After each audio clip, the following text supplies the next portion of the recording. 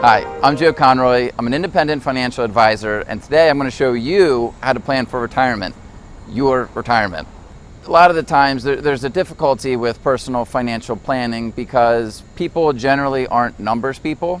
And even if you are a numbers person, it's tough to translate what these numbers on a statement really mean when it comes to planning for retirement, or planning more specifically for your retirement and your lifestyle.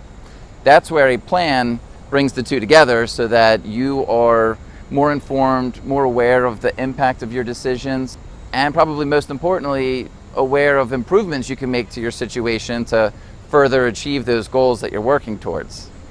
So if you're like me, I'm a visual person. I need to be able to see things clearly to understand the numbers and what we're talking about. So what we're going to do is go inside. I'm going to bring up my financial planning software, and I'm going to show you a real life example of a financial plan I did for a client of mine. So let's go check it out. So now we're back in my office. What we're going to do is go through the financial planning software. Think of the financial planning software like a big fancy calculator. The numbers coming out are only going to be as good as the numbers going in, and the numbers going in are going to change over time. So if you think about your life now compared to, say, maybe where you were financially 10 years ago, probably pretty different. It's really not that much different when you're looking at this. Things change as the years go on, so we need to have a plan that's going to be able to keep up with those changes and account for those changes as it relates to retirement planning. So without further ado, let's get into the plan. I'll share my screen with you. Here we've got a couple clients of mine, Will and Jada Pinkett Smith. This is where we put in some of their background information. So male, female, they're both aged 50. They're working, making Will $120,000, Jada $150,000. They are married and living in Maryland, my home state. They have one child, Willow, who's 17, going into college next year, hopefully. So that will factor into the planning as well. Let's keep going. So when I sit down with a couple, I really want to know, what are your expectations in retirement and with your financial plan, and what are your concerns? It's very important to kind of know where we're headed. That way I can help navigate some of what hopefully is going to be the best path to get us there. So in the example of Will and Jada, they have an active lifestyle is important for her, which is funny because Will's looking at hopefully a quiet lifestyle, so maybe a little bit of a yin and yang. They both want to take time to travel, spend time with friends and family, and they both want to have a less stressful, more peace of mind in retirement. Now, what's retirement going to look like? So we're going to kind of focus a little bit on what they're going to do in retirement, when that's going to begin.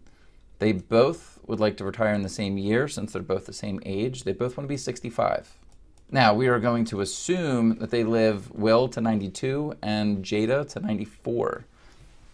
The actuaries would lead us to believe that women are living longer than men, and that's true on an average basis. Couple by couple could obviously be very different. Sometimes, usually the husband will tell me, I don't want to live to 92, that's way too long, why don't you offer me at 85? I say, great, maybe you're only going to live to 80, 85. But what we're going to plan is for you to live longer so that you don't outlive your money, because the last thing you want is the money to last to 85, but your money only lasts to 80 or whatever. You live to 92, the money lasts to 85. You don't want to run out of money before you run out of breath. So that's what we're looking to accomplish here. Are they going to move to a different state in retirement? We answered that no. Let's look at some of their specific goals in retirement. So this is great. So I'll just point out some of the examples here. We can input travel, break down healthcare. Maybe we want to leave a legacy behind, or there's a wedding that we're celebrating, start a business, a major purchase. So there's a lot of different things that we can incorporate, and then there's catch-all categories, others. So we can put whatever you really want to do with your retirement, we can factor that in. So for Will and Jada, they are planning on needing $10,000 a month in retirement, which would be $120,000 a year. Those are your basic expenses. That's going to keep a roof over their head. It's going to keep food on their table. It'll keep basic medical care. So I didn't really break down healthcare. I just kind of lumped it in together. but that's what the assumptions are for their retirement. I do want to point out we are factoring in taxes and inflation with our plans. So $120,000 is going to be in today's dollars, and we're going to inflate that over time. I'll show you real quick what that looks like. Inflation, 2.5%. So as you can see here, we can adjust this number too. Everything's customizable. 2.5%, is it right? Is it wrong? Is it too high? Is it too low? It's just a placeholder that we put in. If you want to look at a different assumption, we can certainly put that in too. Willow, college expense, a little under $26,000. We can break that down even further. So here we've got an average cost of a public in-state school. We can use our own estimates, or we can even find a specific college. So let's look for, maybe it's not Maryland, a resident state. Willow wants to go to school in Alaska. I haven't heard of anyone that's going to school in Alaska, but I also don't live in Alaska. So looking through, let's see, University of Alaska Anchorage, $37,000, roughly $500. All right, so we can get super, super specific. But I'm going to cancel out of this. So we're going to use an average cost of a public in-state school. Yearly trips, in retirement, for about 15 years, they're going to take a $6,000 vacation. Maybe that's every other year. They'll do $12,000. The numbers would work out roughly the same. And Will has a big wish. He wants to buy a boat for $80,000 when he retires.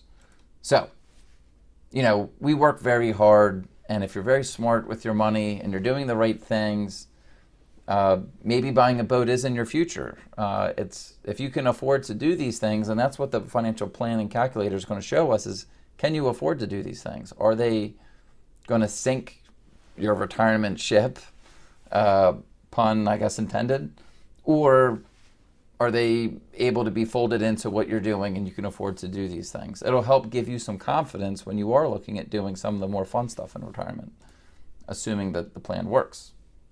So, and we're going to break down things. Needs, you need to have a roof over your head. We want to send Willow to college. We want to go on vacations. And the big wish here, we would like to buy a boat. We'll see if it works. Now what we're going to do is we're going to look at Will and Jada Pinkett's financial background. So we're going to go through what they actually have, what they're doing, and see if it works. And if it doesn't, what adjustments need to be made. Social Security. All right, so this is going to use an assumed amount, but we can get really specific with it. So if you have an updated Social Security benefit statement, we can use those numbers and plug them in. These numbers are calculated based on the amount of money that Will and Jada Pinkett are making. So it's going to give you a best guess. So this will kind of get you in the ballpark. If you give me those statements, or if we have other numbers that we think are a little bit more accurate, we can certainly use those too. We can also do a lot of different assumptions with Social Security. We can take it early. We can take it at 70. We can see what benefits or drawbacks different strategies might have. There's a lot of different customizations we can do. Moving on. All right. What sources of income during retirement? So this isn't income like taking money from an asset. This is income like a pension payment, maybe a rental home that's paid off and is drawing some positive cash flow. Maybe royalties from a book that you've written. Royalties from a book. Shameless plug there. So it could be a lot of different sources, but for Will and Jada, we're going to assume that they don't have any kind of passive income sources like that. Now, Jada Pinkett and Will, they've been pretty good savers. They've been socking money away. Jada's got a 401k. It's got $450,000 into it. Let me show you a little bit behind the scenes what that looks like. So, are contributions being made? Yes. How much? So she's putting in 6% in pre-tax. You can even break it down into Roth. And an employer match. So her company is going to match 50 cents on the dollar up to 6%. So that means if she's putting in 6, the company is going to match 3. 50 cents on the dollar of 6% would be 3%. So a total of 9% total is going to go in. So Will, he's got a 403B because maybe he works for a school system or he works for a fire department or something along those lines. He has $400,000. He's putting in 6% of his salary. He's also getting a match. The joint investment account, it's a non-retirement after-tax account. They're adding $500 a month. It's $120,000. All right. Extra savings. They have about $1,000 extra each month that they could put towards savings if it's going to help them further accomplish their goals. And we'll talk about that in a minute. All right. Other assets. They have one home, $500,000. And jumping down, that's offset by a liability.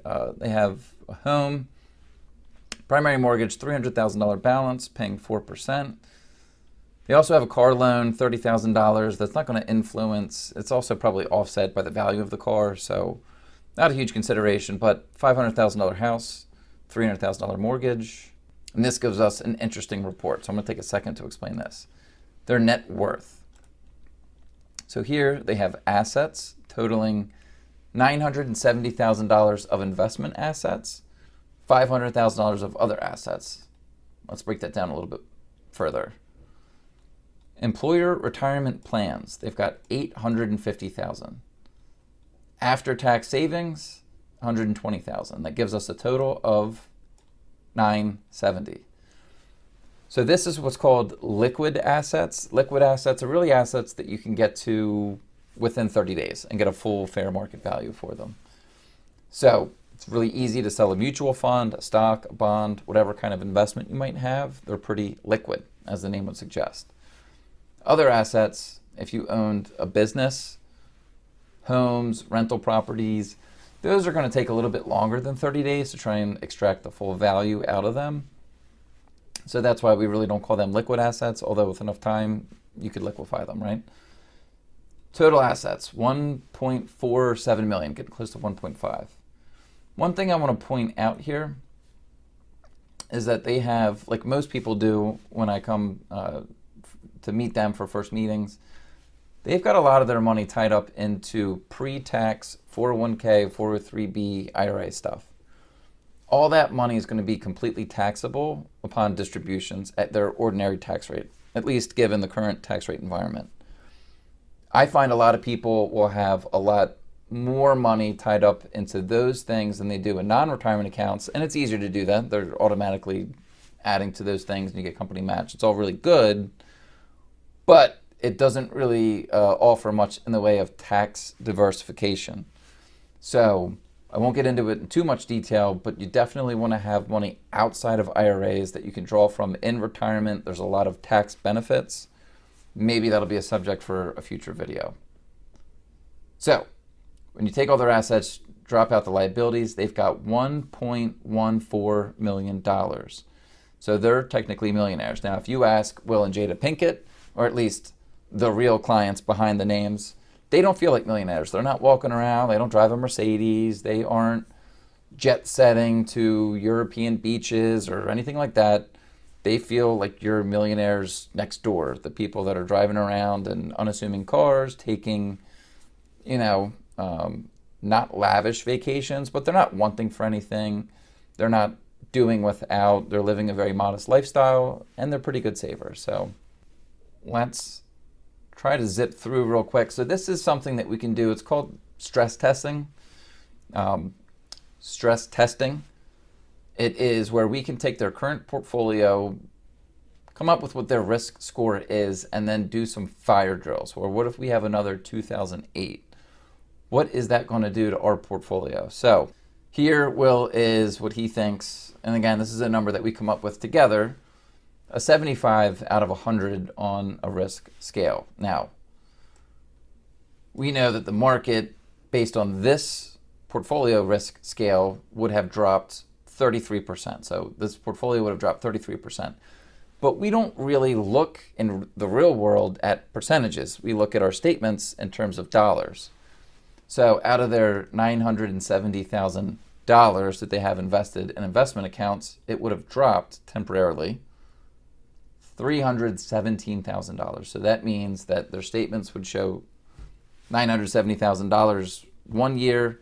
A year later, it would be in the 600s. So this is important not to scare folks that I'm working with, but to paint a realistic picture. 2008 was a pretty extreme example, but we're going to get probably two of those every century. Who knows? Could be more, could be less, but that's kind of what we've seen in the past. So if they're 50 and we think that they're going to live to age 90 plus, it's reasonable to assume that there's going to be another 2008 type of environment somewhere between now and the end of their retirement. So they're going to see this type of drop. And if they can't stomach those returns or the drops, then we should probably talk about it and see what the appropriate plan is to make sure that they're comfortable with the investments and they're not going to panic in a downturn, which is horrible financial planning. Let's go into the results. So what we're looking at now is the plan going to work? And let me talk real quick about what we're looking at. So the old school method of financial planning was looking at average returns. The problem is we don't see average returns in real life. There's up years, there's down years, and then there's years where things are just kind of flat. So maybe your average is 6% return, but you're not getting that every year. So using an average return to model out a retirement doesn't factor in the sequence of return risk that could really torpedo a retirement plan. So the way that we do our financial planning is we're going to use 1,000 simulations using the actual risk that a client has in their portfolio and doing 1,000 lifetimes of real world return examples. And we're going to vary up all these different returns. So maybe we start out with good years, other scenarios, we're going to start out with bad years and everything in between. So hopefully that makes sense. And let's look at what 1,000 simulations for Will and Jada look like. So they had 600 successes out of 1,000 possible scenarios, 60%. So a lot of people watching this video might be A students throughout their academic career, and you might want to shoot for a 90%. But for financial planning, I really like to see things somewhere between 70 and 90% is kind of the confidence zone that I'm happy with. So I look at this as really a guidepost. This is just a snapshot. We want to make sure that we're walking towards that guidepost. If we start to wander off the path and say we're at a 60% or a 50 or something, that just tells us that we need to make some adjustments to try and improve our plan and get back on track, get over that 70% hurdle. So here's where we really want to be, somewhere in this range right here. And Will and Jada are a little bit outside of that. So this doesn't really give us the full picture. What we really need to do is figure out what changes do we need to make to get back on track. That's going to help solve a lot of the sleepless nights. People are constantly wondering, am I doing enough? Am I saving enough? Should I save more? Am I saving too much? How does all this stuff fit together? And that's really what this financial plan is supposed to do, is show you exactly what you're doing and whether you're on track to meet your financial goals. So the play zone. Now this is where clients get the most out of financial planning. They say, all right, well, in order to kind of make up the shortfall that you've got here, what do we need to do? Maybe working an extra year would help make up the difference. So if Will and Jada work another year each, it gets them close. It gets them to 69%, but that's not quite going to do it. Let's say that they work and they spend not $10,000 a month. Let's say that they're spending less. So once we get the numbers dialed in, so if they work an extra year each and they spend $500 less in retirement, they're right in that confidence zone. Retirement's going to work out. So a couple of other options that we can play with, which I will spare you the details, but we could do in person until you just don't have any other scenarios to throw at me. We can look at what if Willow gets into a really great private school and you want to figure out how to make that work. We can move these numbers up or down. The yearly trip, we could say, well, you know what, it works really good at 6,000, maybe we want to bump that up to 10,000. So we've got infinite amount of different things that we can throw. We can have higher assumed rates of return. Here we're assuming a net cost we'll call it 5.5% return. That's more conservative. Hopefully that they're going to do a little bit better than that. But the more conservative we are with our numbers, the more confident we can feel that the plan is going to work and that the output is good. We don't want to assume a 10% average return rate and then fall short of that. Retirement's going to be completely out of whack. So That is just a quick snapshot, as quick as I can make it at least, of what retirement planning looks like. If you are interested in what your plan looks like, we can certainly set up a time and go through financial planning for you and get what you need to do to make retirement, college planning, long-term care planning, whatever your goals might be when it comes to your financial plan. We can throw all of it in there and put something together that's going to work for you. So please give me a call. I'm more than happy to help you through it. Thanks.